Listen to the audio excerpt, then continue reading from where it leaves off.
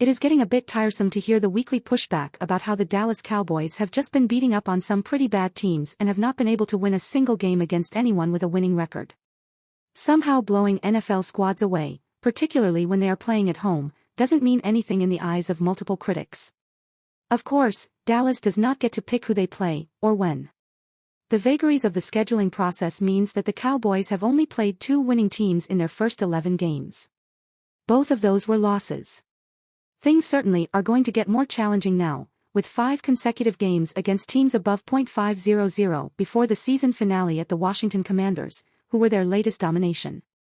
3 of those opponents are division leaders, and the other 2 are second in their divisions.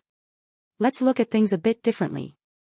Before the season even started, most saw that December was going to be the toughest month for the Cowboys. That has held up, with the Seattle Seahawks on the last day of November now part of the gauntlet Dallas has to get through to make the playoffs and hope they get some help in trying to overtake the Philadelphia Eagles, the first of those December challenges.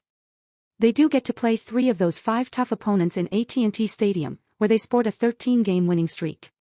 They have just finished the softest part of their schedule, facing teams with a combined 8-25 record since dropping a close one at Philadelphia. The numbers in that 3-game stretch are pretty impressive no matter who they played, as they ran up a cumulative score of 127-37 while accumulating a host of big stats. While the bulk of the Week 12 games remain to be played, Dallas has the biggest points differential in the NFL at the moment, plus 162. Even with the low quality of the competition lately, the Cowboys are clearly playing their best football of the season. The first 5 games were very uneven. They had 3 big wins and 2 frankly embarrassing losses to the Arizona Cardinals and the San Francisco 49ers. But that loss to San Francisco marked a turning point. Since then, the offense has not only been humming, it has just gotten stronger. Dak Prescott is the key figure in that, but there are a lot of other components. The receiving corps has gone from the CeeDee Lamb show to a trio of highly potent targets for the quarterback in Lamb, Brandon Cooks, and Jake Ferguson. Jalen Tolbert may have overtaken Michael Gallup as WR3, Cavonte Turpin can make big plays in his limited snaps, and rookies Jalen Brooks and Luke Schoonmaker are starting to make contributions as well. Tony Pollard is also in the mix out of the backfield. The past 5 games have seen Prescott complete passes to at least 8 different receivers, hitting 10 on Thanksgiving against Washington. It is becoming increasingly difficult to stop the aerial onslaught. And Prescott has been getting really good protection, often having as much time as he wants to survey the field and find his target. The rushing attack has been more uneven, but in the Commanders game there were signs Pollard is starting to produce. He had 79 yards and a touchdown, and the past 2 weeks have seen the offensive line that has been taking such good care of their quarterback doing some serious road grading for him and Rico Dowdle. If they are getting some complementary play from the 2 phases of the offense, they are just going to be more dangerous. The defense has been just as formidable.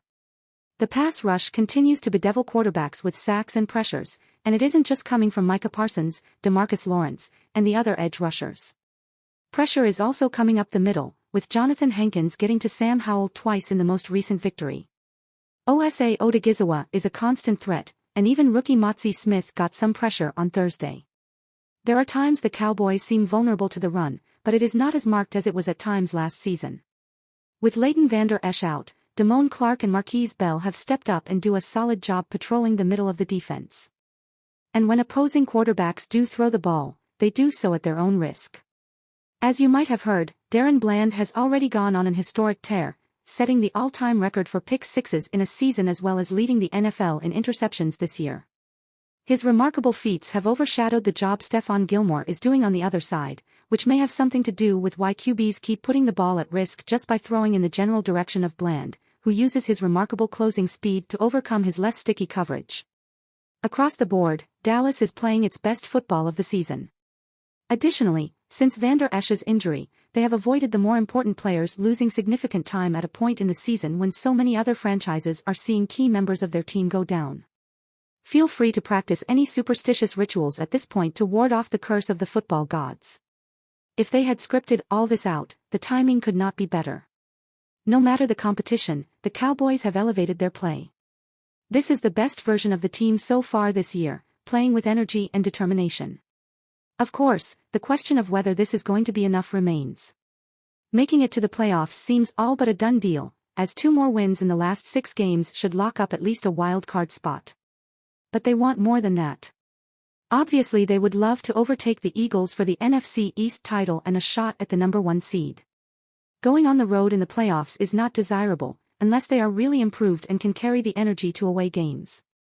Even if they don't get the necessary help to overtake Philadelphia, they want to make sure they lock up the number 5 seed, because that will almost certainly lead to a game against the winner in the NFC South, where the New Orleans Saints currently sit on top with a 5-5 record, at the time this is written. In any case, they don't want to limp into the playoffs with 3 or 4 losses the rest of the way. There is a chance for Mike McCarthy to lead the team to at least 12 wins for the 3rd year in a row, and that would help have them ready for the postseason. We still need to see how well Dallas can maintain their level of play, including in the remaining 3 road games. If they can play in those the way they have been at AT&T Stadium while not losing that home field edge, the possibilities are wide open. Based on the past 3 games, that is not too much to hope for.